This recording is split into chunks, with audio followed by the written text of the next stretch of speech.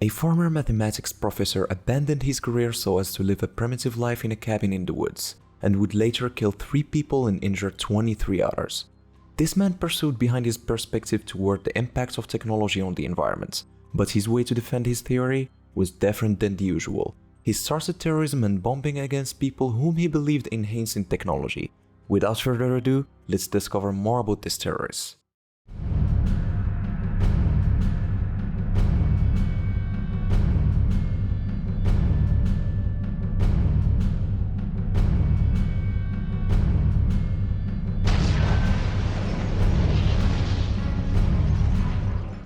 Before we start, make sure to subscribe and hit that bell to turn on notifications. Theodore John Kaczynski was born on the 22nd of May 1942 in Chicago, Illinois, to Polish-American parents. As a 9-month baby, Kaczynski got sick with severe hives which led him to the hospital, where he was quarantined and limited to contact anyone for 10 days. For his mother Wanda, it was hard to endure his absence and she was worried about his future life. Years later, as Kaczynski was enrolled in Sherman Elementary School in Chicago, he was described as healthy by the administrators. But in 1952, 3 years after his brother David was born, the whole family moved to the suburb of Evergreen Park, Illinois. The parents would later state that they moved from Chicago so as the children would enjoy a better class of friends at Evergreen Park. While in there, Kaczynski continued school and skipped the 6th grade after he scored his IQ at 167, which put him in the same IQ range of Stephen Hawking and Albert Einstein. He was also described by the neighbors as a genius but lonely individual. Kaczynski felt like he didn't fit with older children in class because they've been constantly bullying him, and it was difficult for him being smaller than his classmates. While his mother was worried about his social development, Kaczynski excelled at Evergreen Park Community High School and was clever in mathematics and science. He used to spend hours working on advanced problems so that he became associated with a group known as the Briefcase Boys, because of their obsession with mathematics and science as well for their tendency for carrying briefcases. He also played the trombone in the high school band. A former classmate stated that Kaczynski was never really seen as a person, or as an individual personality. He was always regarded as a walking brain, so to speak. For his smartness, Kaczynski was placed in more advanced mathematics class and skipped the 11th grade. He attended the summer school and was able to graduate at the age of 15, and he was one of the school's 5 national merit finalists. After that, he applied for Harvard College on a scholarship in 1958 at the age of 16 and was accepted. A classmate later stated that Kaczynski was emotionally unprepared. They packed him up and sent him to Harvard before he was ready. He didn't even have a driver's license. Ted studied mathematics and was part of a psychological experiment conducted by Professor Henry A. Murray, in which participants were subjected to extensive verbal abuse. This experiment too is thought to have been a factor in Kaczynski's later activities. In 1962, Kaczynski graduated from Harvard and continued his studies at the University of Michigan, where he was offered a teaching position and annual grants of $2,310, which is an equivalent of $19,524 in today's money. Professors were impressed by his intelligence, especially Professor Peter Dern, who described Kaczynski saying he was an unusual person. He was not like the other graduate students. He was much more focused about his work and he had a drive to discover mathematical truth. While professors were astonished by him, Kaczynski was experiencing an intense sexual fantasies of being a female, which led him to undergo gender transition. But unfortunately, while he was in the waiting room of a psychiatrist, he changed his mind, and this was the major turning point of his life, as he mentioned. He would later state, "I felt disgusted about what my uncontrolled sexual cravings had almost led me to do, and I felt humiliated, and I violently hated the psychiatrist. Just then, there came a major turning point in my life. Like a phoenix, I burst from the ashes of my despair to a glorious new hope." Back to university, Kaczynski earned his PhD degree in 1967 and moved to the University of California, Berkeley, where he became the youngest assistant professor of mathematics in the history of California University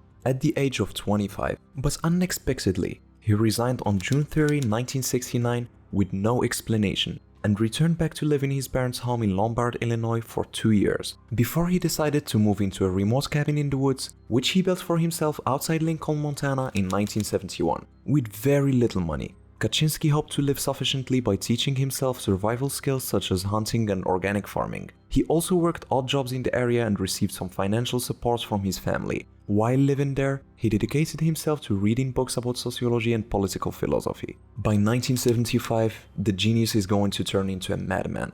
literally. He became disturbed by the industrial developments in the area around his cabin, so he began vandalizing development sites around the area. But this didn't satisfy him. He wanted to prove his own anti-government and anti-technology philosophy, so that he began using mail bombs sent via the US Postal Service over 17 years. On May the 25th, 1978, Kaczynski mailed his first handmade bomb to a professor named Buckley Crist for unknown reasons. But the package was opened by a security guard who suffered hand injuries after the bomb exploded. Another bomb was sent the following year to the same university. In 1979, a bomb was placed in an airplane of American Airlines, flying from Chicago to Washington, D.C. But fortunately, a fault mechanism prevented it from exploding and it released smoke, which caused the pilots to make an emergency landing. Kaczynski continued sending his bombs, and by 1982, his bombs were more destructive. That year, a secretary at Vanderbilt University and a professor at the University of California, Berkeley, both sustained serious injuries from Kaczynski's explosive packages. The first fatality came in December 1985, when a computer store owner was killed. And over the next decade, he had by then committed 14 attacks involving 16 bombs, killing 3 and injuring another 23. By then, the FBI were able to link all the attacks based on the similarities between the devices that were used in the assaults, and attributed them to one preparator. So they formed the Unabomb task force to investigate more about the attacks in an attempt to find the attacker or the attackers. They also held many press conferences asking the public's help by offering $1 million as a reward for anyone who could provide them with some information leading to the Unabombers' arrests. Fortunately, in 1995, Kaczynski sent his 35,000-word essay about the industrial society and its future to media outlets, demanding newspaper to print and publish his manifesto, stating that he would stop terrorism if they do what he asked for. So that, for the public safety, the essay was published by the Washington Post on September 19, 1995, with the hope that a reader could identify the writer. As it was expected, Kaczynski's brother David read the manifesto and recognized his linguistics, and suspected him. He then went to the FBI with his suspicions and handed them some letters he had received from Kaczynski's over the years. On April 3, 1996, federal investigators arrested Kaczynski in his cabin in Montana. They found a live bomb ready for the next destination, and other tools beside the original typewriter of the Industrial Society and its future.